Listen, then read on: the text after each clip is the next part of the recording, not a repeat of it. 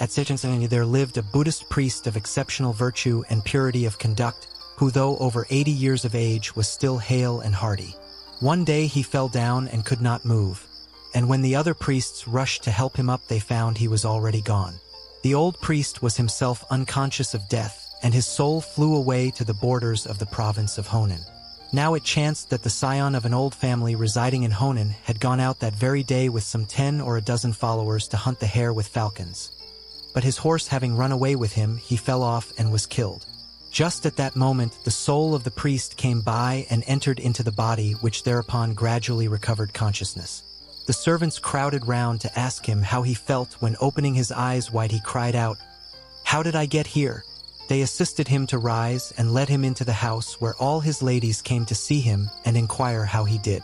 In great amazement he said, "I am a Buddhist priest. How came I hither?" His servants thought he was wandering and tried to recall him by pulling his ears. As for himself, he could make nothing of it, and closing his eyes refrained from saying anything further. For food he would only eat rice, refusing all wine and meat, and avoided the society of his wives. After some days he felt inclined for a stroll, at which all his family were delighted. But no sooner had he got outside and stopped for a little rest than he was besieged by servants begging him to take their accounts as usual. However, he pleaded illness and want of strength, and no more was said. He then took occasion to ask if they knew the district of Sejong, and on being answered in the affirmative, expressed his intention of going thither for a trip, as he felt dull, and had nothing particular to do, bidding them at the same time look after his affairs at home. They tried to dissuade him from this on the ground of his having but recently risen from a sick bed. But he paid no heed to their remonstrances, and on the very next day set out. Arriving in the Sejong district, he found everything unchanged, and without being put to the necessity of asking the road, made his way straight to the monastery. His former disciples received him with every token of respect as an honored visitor, and in reply to his question as to where the old priest was, they informed him that their worthy teacher had been dead for some time. On asking to be shown his grave, they led him to a spot where there was a solitary mound some 3 feet high, over which the grass was not yet green. Not one of them knew his motives for visiting this place, and by he ordered his horse, saying to the disciples, "Your master was a virtuous priest.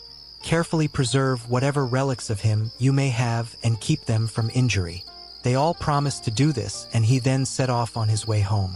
When he arrived there, he fell into a listless state and took no interest in his family affairs. So much so that after a few months, he ran away and went straight to his former home at the monastery, telling the disciples that he was their old master. This they refused to believe and laughed among themselves at his pretensions.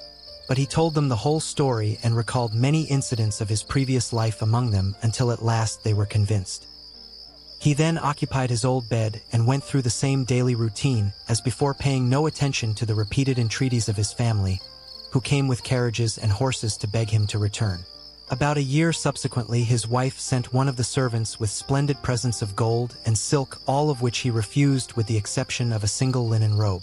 And whenever any of his old friends passed this monastery, they always went to pay him their respects, finding him quiet, dignified, and pure.